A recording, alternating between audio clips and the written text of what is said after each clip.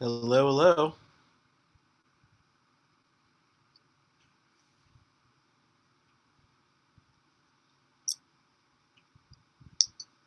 You have to get your video on here in a second, Cassandra. Hello, hello. Hello.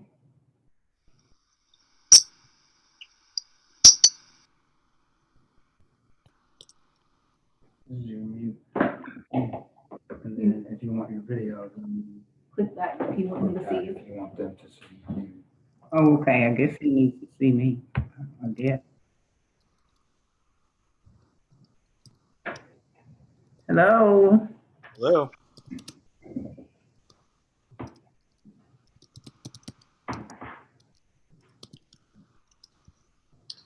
All right, let me make sure I've got all this set and ready.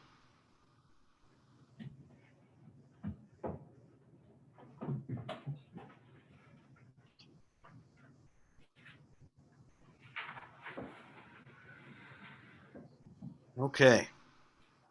Braden should be getting on here soon.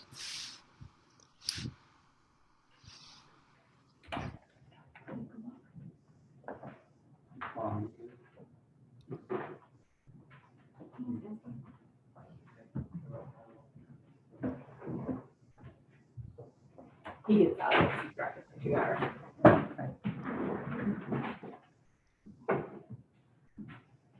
Sammy, they not letting you go? Hold us.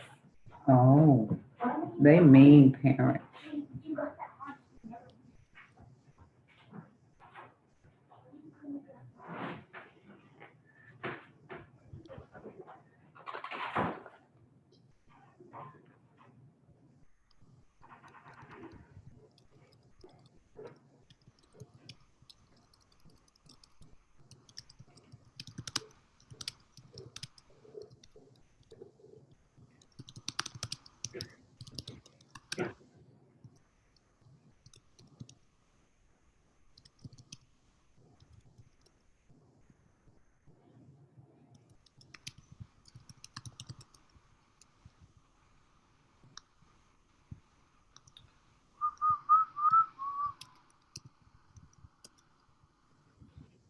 Okay, almost ready here.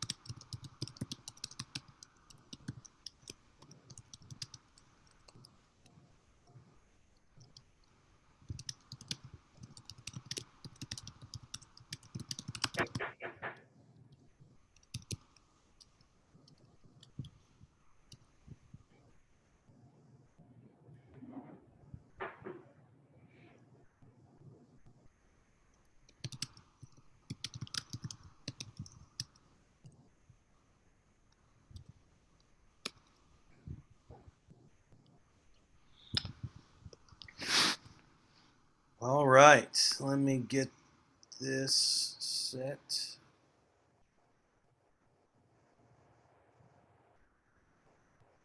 Oh, I gotta get Braden in. I gotta let him in. There we go. All right, I'm gonna get everything kind of introduce you guys, and then we'll get it going. For the discussion, those four basic questions. I might prompt you on those as we keep going, and I'll try to be the timekeeper as well. And then you guys, other than that, I'll turn my camera off, and then you guys can chat. So let me let me get us going. You have to get your video on here in a second, Cassandra. There we go. That's the YouTube live. I'm just getting into the chat myself. All right. Well, welcome everyone. This is part 2 of our 10-part series where we discuss racism, justice, and the church. And I'm joined together with two of my co-workers at Reaching Our City who do a lot of great ministry, and their work and their presence impresses me every day. So I'm glad for those of you who don't get a chance to know, Braden Hunt is our food pantry manager and associate pastor for Families with Youth, and Cassandra Fowler is our program director, and the go-to be-all internal management stuff person. So glad to have them here, and you can hear them discussing tonight our documentary 13th, about the 13th Amendment, um, about how, in one of those ways, when people talk about systemic racism, this is what they mean. That it's not just a matter of the heart, although it is always a matter of the heart. It is a matter of we have set up a system that can be abused by people who are accomplishing things in very much the same manner that slaveholders did. And that's what this documentary really highlights, and it's really, really powerful. And I'm really glad for you to have a chance to hear them talk about it. So I am going to turn my camera off now and then help moderate the chat on YouTube Live. For anybody who wants to join us there, hop on over. Obviously, those of you who are watching us on YouTube Live, hop on into the chat, and we'll talk. So, Braden, Cassandra, we're talking about the movie, the documentary 13th. The first thing I think we enter into, and why we're watching this visual medium, is because it evokes feelings in us. It helps us experience a reality in a different way. So, for both of you, why don't you talk about how this movie made you feel? What was your experience of this documentary? What did it bring up in your mind and in your heart? Well, for me, it just brings up just everyday life. It's just how I always lived my life. And so my parents were community activists. And so it's a kind of an expectation. So I was pretty much aware of the differences of how things work. Yeah. Yeah, I think this. I've seen a lot of friends on Facebook talking about this film as something that was really a landmark in their life and education, and helped move them along as far as it concerned understanding racial issues. So this is about probably I watched it again yesterday and today. I kind of split it up just to be able to give myself more time to process it. But it's probably about the fifth or sixth time that I've watched it, because I watched it in class, in my African American literature class, and then I went to my friends and I was like, okay, you guys need to watch this. And then I went to Angelina, who at the time we were just dating, and I was like, okay, you need to watch this. And I told my parents they need to watch this. So I watched it 4 or 5 different times just with people that I thought needed to see it. And there's just so much to unpack in the film. You could really probably pick any 10 to 15 minute segment of the film and talk for an hour or longer about just one piece of history as part of the 13th Amendment and the exploitation of the clause in the 13th Amendment that says that you can be made a slave again if you've been criminalized, which the film deals with that pretty heavily about the intent of those empowered to criminalize Black Americans so that they could then force them back into servitude. So it's heavy, and that is always, every time I watch it, especially when the Khalif Browder part comes up, is when it really starts to get to me emotionally, because it's like that. I mean, that happened very recently, and this happens to a lot of people. Who Right. I know when I was in elementary and junior high school, we were taught Black history by our teachers because that was before we were integrated. And so it wasn't until I got into middle school that they really stopped teaching it.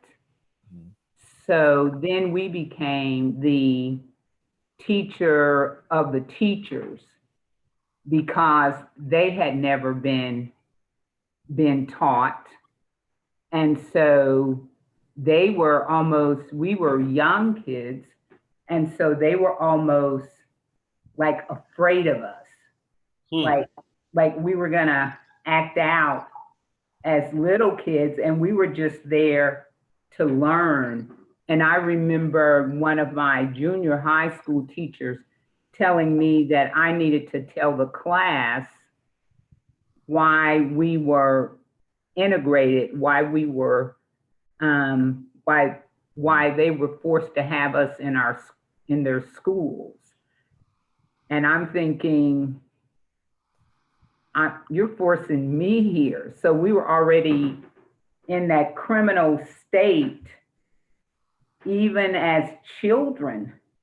We were already in that criminal state of mind of people who were supposed to teach us. Wow. Yeah, I that kind of brings to mind when we talk about children being in that state where they're viewed as criminal or less than. It brings a couple of things to mind. Probably most pertinent to our community is the idea that when this recent the acting superintendent of Western Heights School District was explaining his salary, and he said, because he had a pretty high salary, a really high salary for a school district of that size, and he said, "Oh well, basically, I deserve this level of salary because the kids in this district are worse. They don't behave well." And so because they don't behave well, and because I'm going to have to be dealing with behavioral issues of these largely Latino and Black students for the most part, then I deserve more money to be able to deal with them. And then the onus is then put on the students themselves to prove him wrong.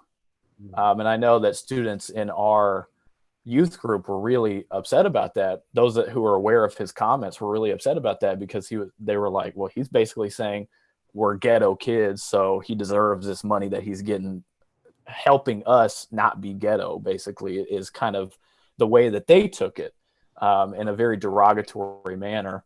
And so that's one thing that comes to my mind. The other thing that comes to my mind is when the reason that actually propelled me when I was in college, starting out, to come to the Rock and to intern as a children's intern at the time, my home church had been bringing in white and Hispanic students from trailer park in the countryside.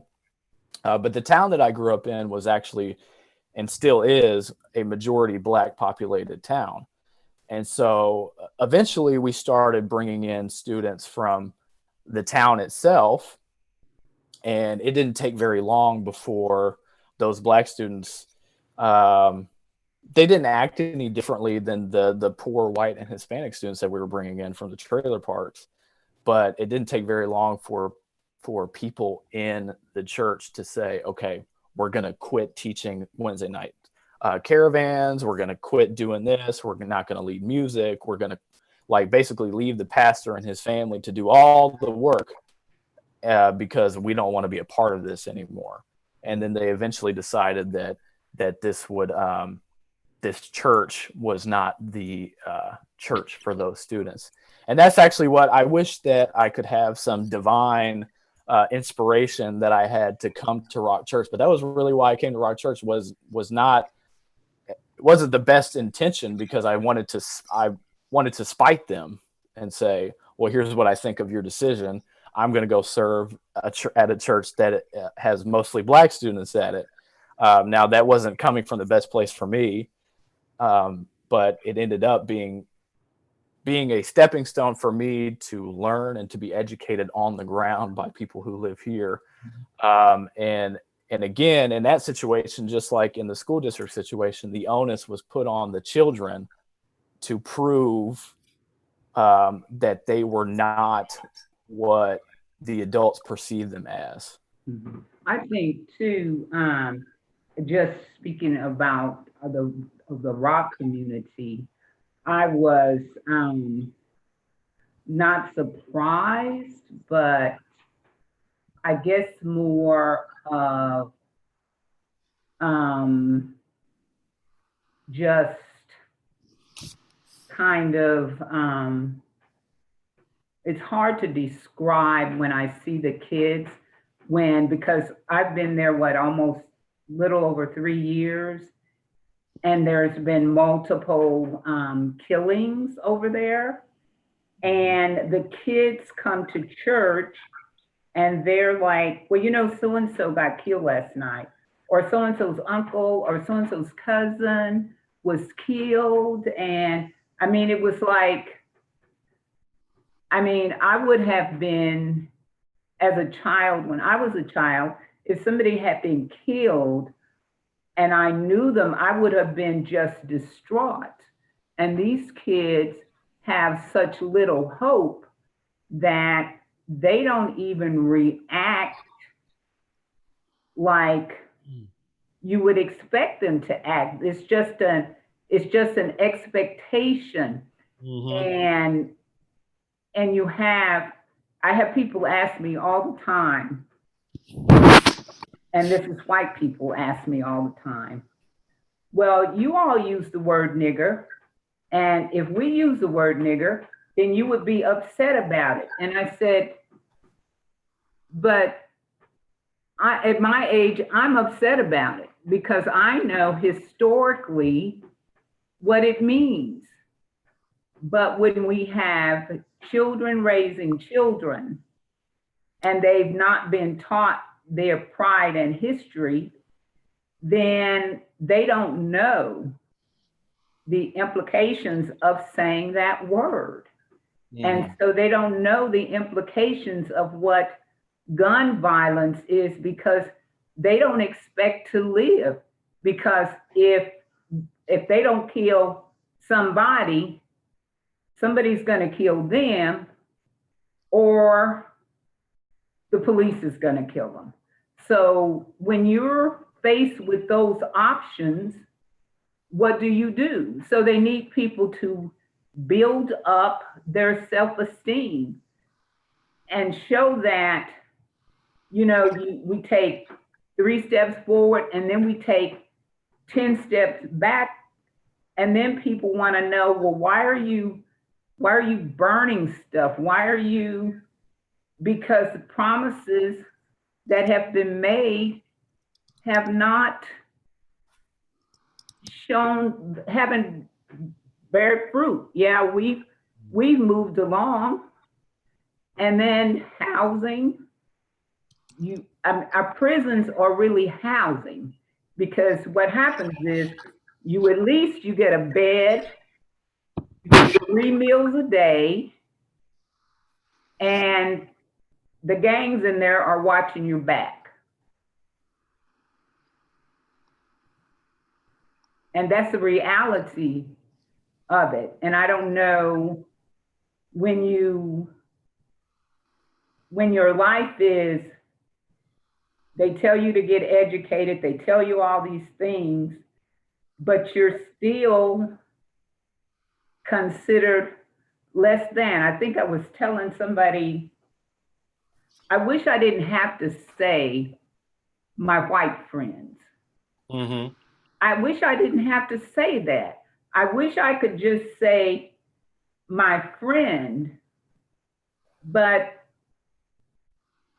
it's like, okay, I got somebody on my side. We're always looking for a way to protect ourselves. We literally count the minorities when we go into a restaurant. We first find out it's not so much conscious now as it is just a part of way of life. Okay, where are the exits? How many are in here? Who am I gonna get with? Who's gonna help me? And you shouldn't have to go through your life like that every day, and then people want to know why you're angry. Mm. Mm-hmm.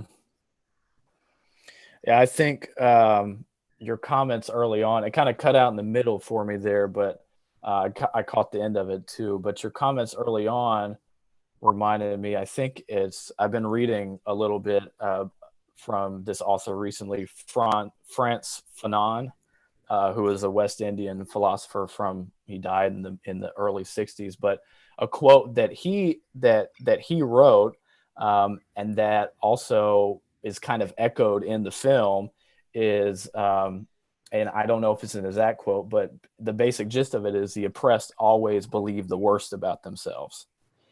And you see that reflected in the film when they talk about how it's not just when these narratives of what it means to be black or what it means to be white in America are fed to people. It's not just white people that are believing that black people are dangerous or black people are criminal. It's also black people believing that about themselves. And what she said was, we're terrified of our own selves.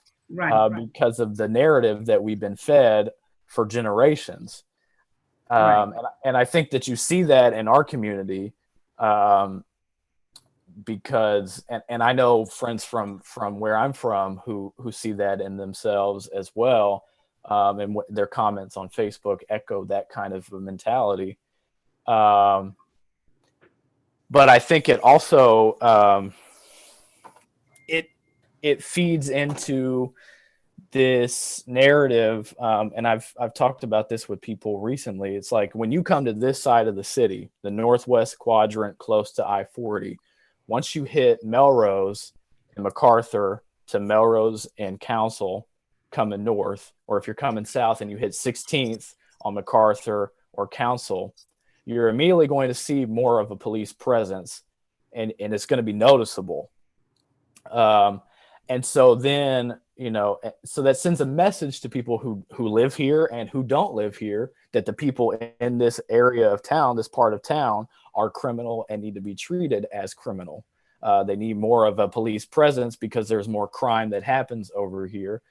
And so then ultimately what happens is when black men and women or children are imprisoned unfairly, or a black man or woman is killed by the police, not just in this part of the city, but other parts of the city as well, it becomes easier to digest for people because the initial reaction is, oh, these people live down by 10th Street.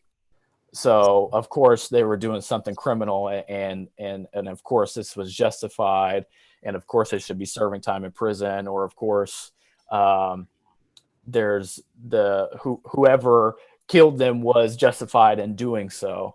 And I think that is also spoken to in the film as well, when we think about the 94 crime bill and putting 100,000 more police officers on the streets, and heavily enforcing drug policies that were intended to slash through Black and Latino communities.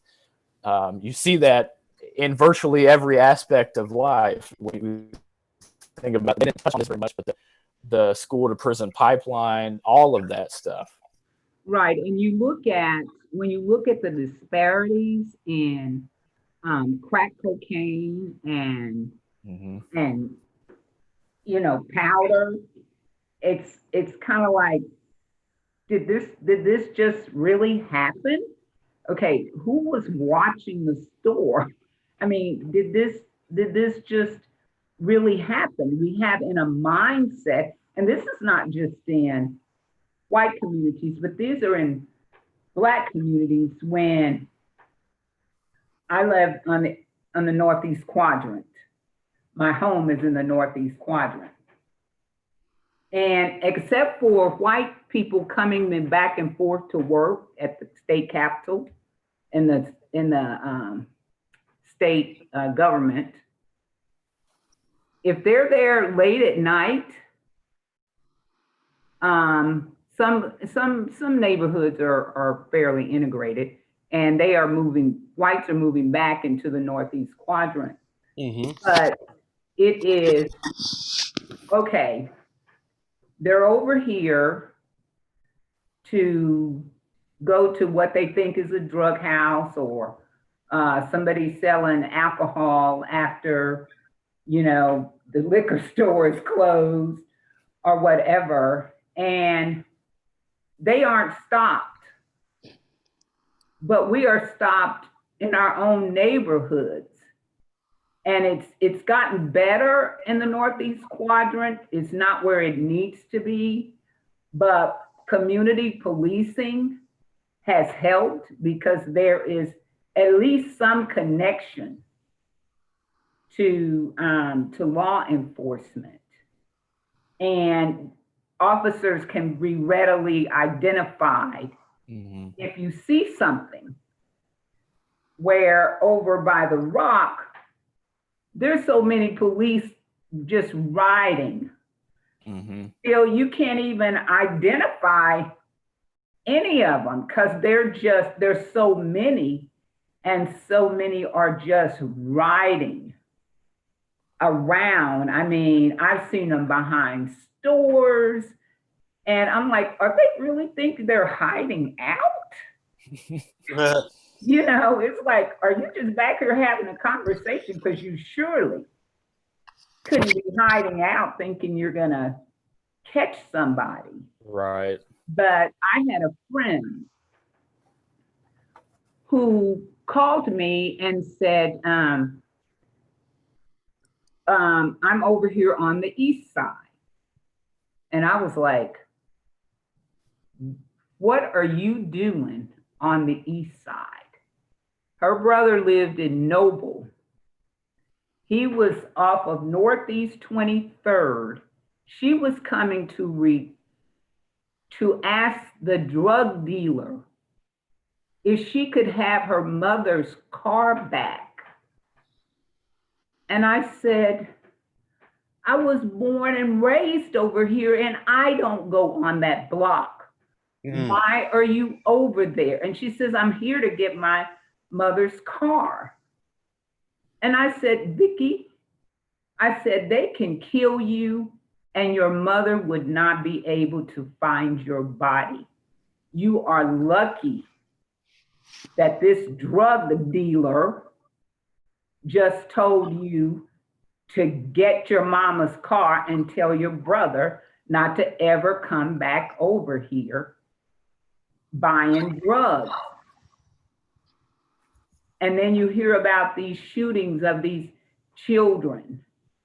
Well, you're like, okay, we don't talk, we don't tell the police when we know who's killed somebody, because you don't want your whole family wiped out. Plus, those drugs that they're selling, for some people, are putting food on the table and paying rent. Mm-hmm. Because they can't get a different job, and they just don't feel like they can do better. We all know that they can do better. We all know that. But unless they feel that, there's not going to change. Well, and that's a really good point. And I think getting into Braden mentioned it earlier, that a lot of the drug laws in the country were designed to criminalize black people. And, so the laws and the punishments for crack cocaine, which is the same thing as cocaine, were completely different and designed to end up with black people in prison, and cocaine, the rich white people's drug, you get rehabilitation. And I think you're making a point here. People ask about why they turn to drugs. And you guys could talk a little bit about more of these things in the black community that white people don't understand as the options that are left. And those options often end you up in prison, right? But when the system is built and you can't get out of it, and it's what's funny is the people that don't get punished, it's drugs as a supply and demand. There's a lot of white people buying drugs, a lot of white people doing drugs, and there's an inequality in dealing with the people who create the demand, and also when those people get caught, even doing the same kind of drug dealing activity, their punishment isn't the same. Can you guys talk a little bit about the inequality in crime and punishment a little bit more? Because I think that's those kind of things around drugs, and most white people don't understand. Well, why would you do that? That's dumb. It's going to land you in prison. Um, but some of that's there, and I think that's definitely behind this documentary. That kind of mentality. So talk a little bit more about that. Right, because there's a desperation that they get. And it's like, okay, if you see your own mother and she's crying because she can't feed your siblings, and you're not old enough to get a job, that's why you have a lot of young drug dealers on their bicycles. And Johnny down the street is driving a fancy car, and you're going to do what you have to do, but you don't know the consequences. You don't know that, okay, you are not white. You're going to get a whole lot of time. I don't care how old you are. Right. And it's difficult to instill that in kids who, like any other kid, if you see your mama crying because she can't feed her children, you're going to do some things that you would normally do, because now you can't even be a child anymore. Yeah, I think kind of reminds me of one of the shows that I've watched over the past 2 years.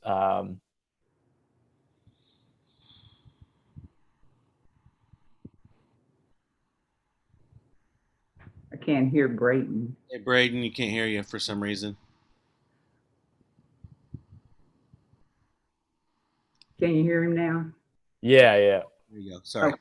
Okay, so he needs to make sure that he can pay his rent, and so his plan is to turn in his cell phone and to make like $400 off of that so he can pay his rent. Well, his friend takes him through all these hoops, and then by the end of it, after 3 or 4 trade ups, he's traded up to where he's given this nice dog to a dog breeder, and he's like, okay, well then how much money is this going to give me? He's like, well, it's going to get you about $4K in like 5 months. And he's like, let me tell you something. Poor people don't have time for investments. Poor people have to put food on the table now. They have to pay their rent now. Right. My daughter's got to eat today, not in 5 months. Right. So that's kind of what it reminds me of. And then just with the sentencing thing, I think in the movie, I can't remember the exact metric, but essentially 1 gram of powder cocaine is equivalent in the criminal justice system, or sorry, let me switch that. 1 gram of crack cocaine is equivalent in the justice system to 100 grams of powder cocaine, the exact same substance. And you could be white and have 100 times more of that substance on you, and you would get the same as somebody that just has like 1 rock in their pocket. Yeah. And so I think what that illustrates is, and I thought it was interesting. I always forget when I watch, but seeing Newt Gingrich in the documentary talking pretty honestly about these kind of things. He's like, well, it just violates fundamental fairness. And I'm like, well, no, duh. But who made the laws? And it wasn't just Republicans. It was the tough on crime Democrats as well. It was people from both sides of the aisle who collaborated on this thing. And as a political strategy, just to get elected and just to maintain popularity. And these are precedents that people kind of, other than the Monica Lewinsky impeachment thing for Clinton, but for the most part, Clinton, Reagan, HW are really fondly remembered by the general public. But their actions as it pertained to Black and Latino communities were detrimental at best, and were genocidal at worst.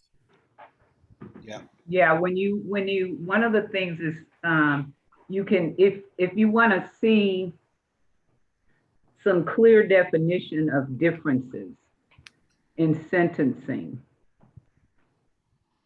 these cop shows where they have young black males committing murders or whatever. They're going to go away for the rest of their lives. For the rest of their lives. Well, when you turn that around, usually it's, for whites, it's like there's some parole in there. Mm. Somewhere. Yeah. Parole's a big word.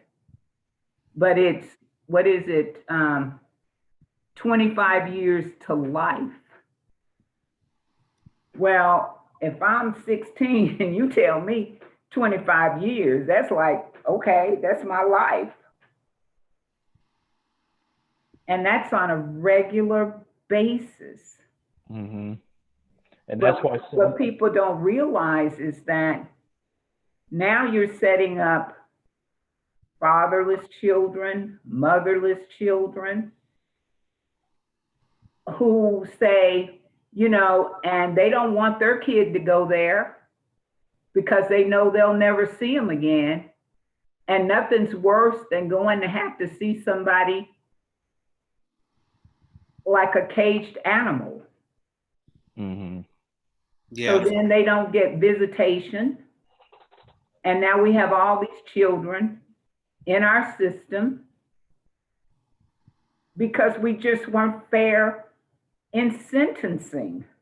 Yeah. Mm. And that's why I know the film talks about the amount of people who sit in prisons. I think it's 97% of people who sit in prisons today did not see trial. And you could assume that a number of those people were actually guilty and knew it and wanted to take the deal. But especially when you think about Kalief Browder's case, when you think about the Central Park Five, which the woman who made this movie, Ava DuVernay, she also made a mini series about the Central Park Five, which is also really good to watch. Very heavy, but I would recommend it because it really puts a human face on what happened during that instance. And you think about those instances, and absolutely, why would you not take a plea if you could get?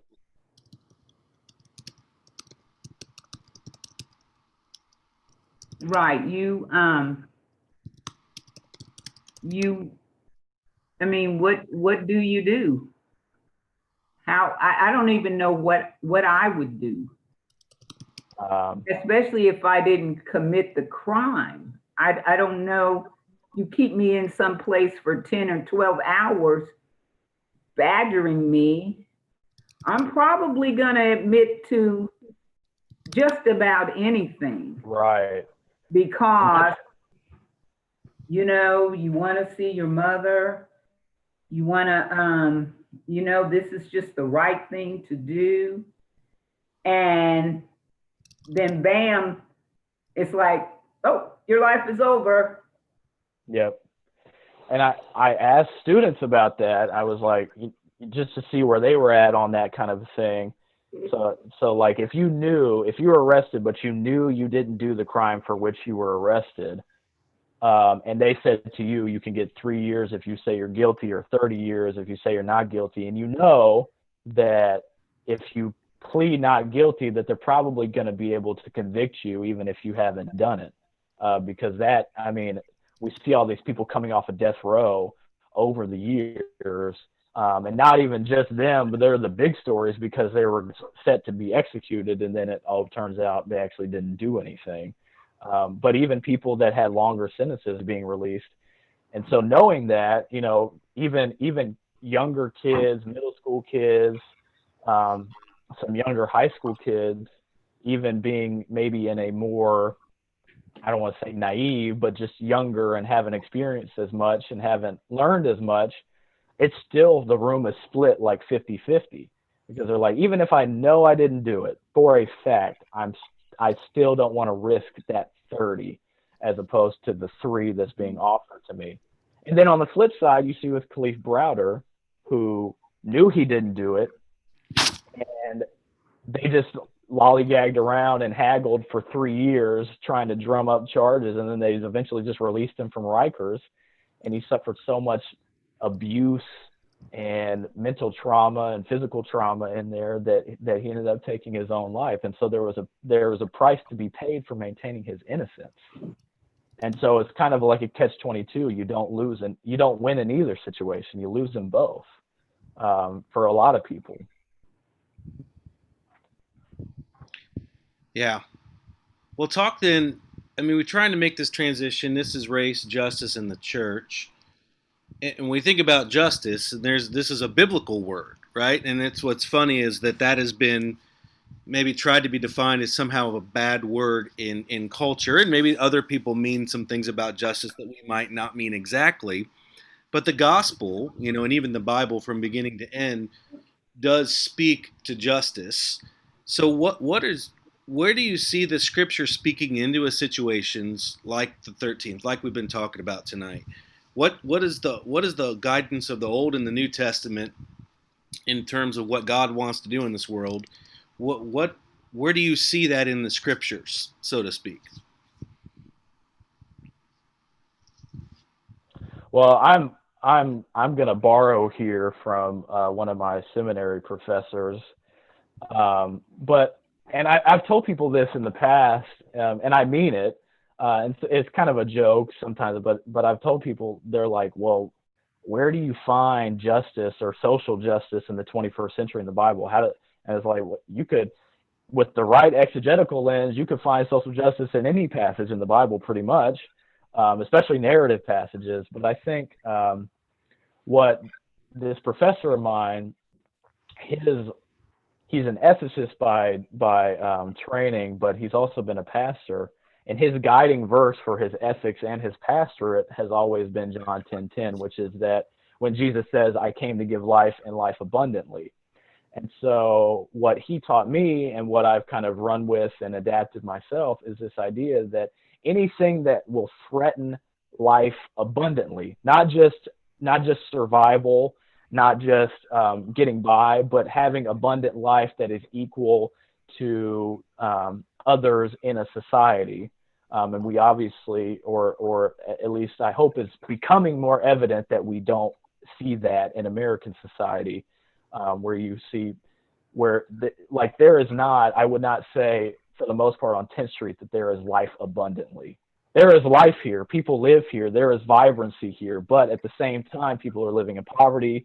People aren't getting food on the table. People are needing to visit our food pantry. I tell people all the time, I wish that my job was obsolete.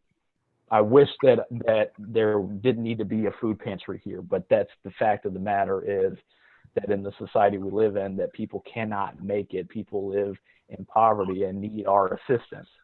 And so I think anything that threatens life abundantly, whether it be the over-policing, the burden of feeling criminal when you're not, the burden of knowing people who have died in the county jail, or knowing people who have been incarcerated unfairly, or knowing people that have died as a result of violence in your own community, done at the hands of people who live near you. Whatever the case may be, I think if the goal of Jesus' mission, as he put it, was to give life abundantly, what does that really mean? And if it means that people deserve dignity, if it means that people deserve to be able to live well without these inhibiting factors that always come in and threaten their livelihood and threaten to take their life away from them, or to take their children away from them, or whatever the case may be, I think that is what we should advocate for as a church, is abundant life, not just survival, not just getting people in the church and telling them about this good old gospel story, and making sure they ascribe to a set of beliefs and practices, but actually building systems that counteract some of the systems we see in our society that are able to continue that mission of Jesus to give life abundantly on earth. But I think also you have to take into factors that we're supposed to be helping people. If they have to come to the pantry we shouldn't be shaming people. Our pantry Exactly. should be running over. But even as Christians, we shame people for asking for food, for SNAP benefits, for medical benefits. It is, and so they say, okay, you have all these minorities on these systems, or they shouldn't be entitled to that. But statistically, when you look at it, it's not the minorities that are on most of these services. It's the privileged Mhm. who, you know, sometimes in the Black community, we're like, well, they ought to be able to do better. I mean, they have all the works and the opportunities. But as Christians, we can't think like that. We have to think about who has a need and seeing if we can meet the need. And if we can meet the need without shaming people. We have to learn how to treat people with dignity, no matter what their color is. Exactly. You cannot treat people inhuman. Even if they do things you don't like, they're still human. And I tease Pastor and them all the time. I say, it's really good that I'm not in charge because I would be eliminating people. But we have a God who sees all and knows all. Because I couldn't put up with what he puts up with. I just know that about myself. I think there's an element that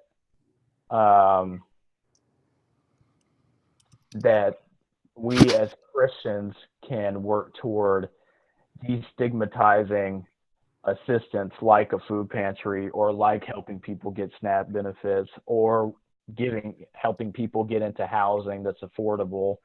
I think there's a real stigma around those things, and I think I think it ties into the grander idea of 13th is that even after slavery, whether prisoners are doing labor for corporations or not, which some of them are in different prisons, there is still free money to be made off of holding bodies in prisons and jails. And that goes from visitations. If you go to the county jail, you have to set up an account and put in like a deposit before you even go because you got to pay for phone calls, extra visitations, whatever. Phone calls, healthcare, food service, the list goes on because there's money to be made off of these people. And I think we as a society have looked as individualists, as people, not necessarily as individuals deserving dignity all the time, but as bodies through which we can make money, through which a buck can be made. And so then when you talk about, okay, well, we need to get people into housing, we need to get people food, we need to, this is our Christian responsibility as those who are committed to justice, to give people life abundantly or help that process along. People push back and are like, well, wait a second, our society is built around the idea of making money for ourselves and getting all that we can for ourselves. And I think that's embedded, not just in the larger society, but also in the prison system as well, in the justice system. And so when you commodify bodies, it becomes really easy to shame those people for needing the assistance. Even if you're one of the ones here trying to give that person that assistance, there is still this element of, I have the power because I'm giving you the food, and you have to come begging and scraping and saying thank you 1,000 times in order to get this from me. That's the expectation that we often have. I always feel very weird when people thank me profusely at the food pantry. So I'm like, I'm just doing my Christian duty. I'm just doing what I need to be doing. There's no reason to thank me. I mean, I appreciate your gratitude, but at the same time, it hits me wrong because I understand the place that it comes from, of an undignified place, of people who are kind of crawling into the food pantry, if you will, scraping for the scraps that we give them.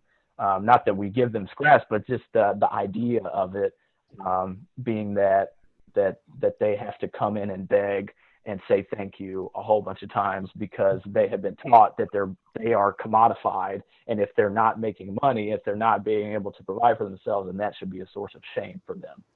Right, and allowing people to leave prison with no place to go. They don't have any place to go. And so then what happens? I mean, if I don't have my one cot and my 3 meals, well, then I'm going to go back. Mm-hmm. So at least if I have nothing else, I have at least that. And I know they're going to tell me when to get up, when to lay down, when to go to the bathroom, when to eat. But if I'm laying on concrete and nobody's saying anything to me other than walking by and just kicking me or staring at me, okay, let's balance this. What would you, I mean, me, I wouldn't want nobody telling me what to do every day, but you know, if you've been there 10 years, then what? Yeah. Yeah, it's almost, for some people it's almost as if the dehumanization of being homeless and without is a greater dehumanization of being in prison and being subjugated in that way. And it's, you know, it's kind of, it also reminds me of something that professor that I mentioned earlier who uses John 10:10. He always says, you know, for the privileged, choices range from good to bad normally. But for oppressed people, for people on the margins, choices often range from bad to worse. And you have to pick the lesser of two evils, because it's either my family starves, as you mentioned earlier, my family starves and my mother is distraught, or I sell drugs and get food on the table. Which one of those is better in the grand scheme of things? I don't know. You know, neither one of them are a good option, but they're the options that are available to people at where they are in their life. Right, right. And if you see people around you progressing because they do those things that are illegal, you might want to help them out depending on your mindset. Yeah. You know, if you're weak already, you're just going to get weaker because you're thinking, well, what are the chances of me getting caught? You know, they've already eaten now and I didn't get caught this time, but they don't think eventually they'll get caught and they might live through it. Chances are great that they're probably not. Mm-hmm. What's one takeaway you guys would have for the church? I mean, you've covered that people are made in the image of God. That is a theological point that's made at the beginning of the Bible. Braden covered abundance, and that really extends the biblical Old Testament idea of shalom, and that's an active well-being for all of society, really all of the planet, as well as the people who live in it. So, yeah, there might not be this, there are verses, I'm not going to go into it, but there are big narratives in the Bible that speak to all this. But what can we do on a practical level to engage some of the thing as the church, as Christians, to engage some of the things that this documentary is bringing up about some systemic injustice? Well, I think that for me, I've heard people say, well, the church is not supposed to be in politics or they'll lose their credentials, I believe it is. Whatever the church could lose if they got involved in politics. The tax exempt status, I think, is what you're. Oh, okay. But for Black churches, that's all we know is politics and the church. And I can't recall anybody losing anything. So I think for the church, you just need to stand up. So there are consequences to everything. And if you have a lot of influence in your church, you need to stand up for what is right and not try to, do this flip-flop thing like, well, they're calling for law enforcement to be defunded. And no, we're trying to get the work off of law enforcement and put it on where it needs to be. They're not mental health specialists. Right. So that's what I want the church to just stand up for what is right. And if they're reading their Bibles, it shouldn't be that hard. I think piggybacking off of that a little bit, I'm kind of reminded of a question that we were often asked in undergrad when we were preparing for ministry was, which hill are you willing to die on? And I think a lot of times white evangelical churches and white Christians in general confuse partisanship for an advocacy for political rights, because rights should not be a partisan issue, although it often becomes one. I think we confuse standing up for what is right with standing with.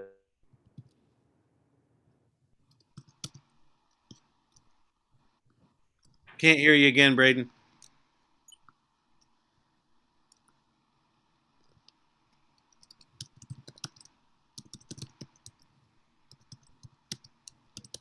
Did I cut out again, or am I good?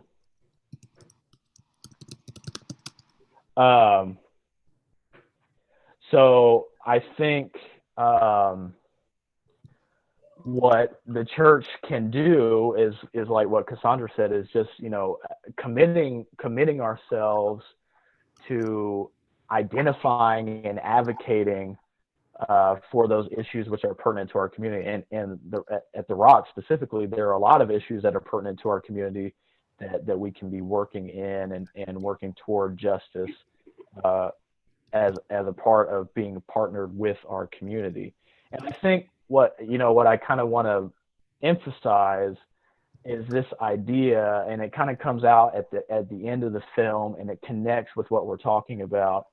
But the larger injustices, the larger unjust system that everybody is a part of, authorizes these injustices to happen to Latino and Black people. But what often gets lost is that in the oppression, in the dehumanization, it actually dehumanizes everybody. It doesn't just dehumanize Black people and Latino people, although it dehumanizes them to a larger degree. For white people that buy into that construct, and for Black people who buy into that construct, and Latino people, and whoever buys into that construct, the construct itself is restricting and oppressive, because it forces us to view people with a greater or lesser degree of human value, which restricts our ability to love people, which restricts our ability to serve people, because we are so tied to the system, which places greater value and greater dignity on certain people and lesser value and lesser dignity on other people. So it's not just about making sure certain people are treated fairly, although it is about that. It's about humanizing everybody, liberating everybody from that system, so that they can see, well, the way that I've thought before, even though I haven't been a victim of this system, I have participated in it by buying into it. And so when that happens, it's liberating for everybody, and it allows people to work toward a common goal, a common mission of shalom in the Old Testament, of making things right and building peace, and in the New Testament, of granting and working toward life abundantly. So I think it's a full mission of humanity, not just of a faction of people within a society. It has to be an all-in kind of a thing, because it is important for everybody to be a part of it, even if we are the benefactors of the system. Right. And We may stand to that we have to.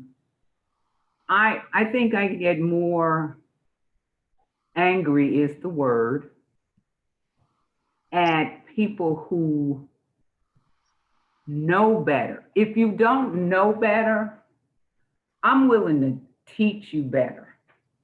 But if you know better, that's what I have an anger problem with. Because if you know better, you're supposed to do better. Yeah, that's true. And if you know better, then it should start that process of you actually moving towards something else. Yeah. Yes, it has to be a heavy burden to every day of your life thinking, okay, I got to get up and see who I can keep this hate about today. You know, that, I mean, it's not like we're going away. I mean, you know, you can run, but you can't hide. I mean, we're not going anywhere. So we just all, what did Rodney King say? We just need to get along and treat each other with dignity. Maybe that's there. We just get past all the dehumanizing things that we say, and a lot of that comes from we don't spend time with each other, and it's easy for us to judge other people's experiences when we've never walked in their shoes. Right. And I think that is a challenge for the church, is to create spaces where you're hearing frontline real stuff from people who are not like you about what their life is really like. And I'm really thankful for that. I'm thankful for you guys bringing that in to this discussion. And I hope everyone continues on with us. I know we had tonight, you know, we've had about at least seven different people that have been online watching this live. I know a lot of people are going to they'll watch the rerun. I think we had a lot of people watch last week's, not live, but they went and checked it out. You guys, engage in conversations. The point of having these films is to give us a lens into experiences that we don't have normally, and information, like in this case of this documentary, that we didn't know about, that are really, really critical. If we're going to live truthfully in this world, we need to know this stuff. The rest of the movies and the documentaries are going to be like this. We'll have different people having conversations about it.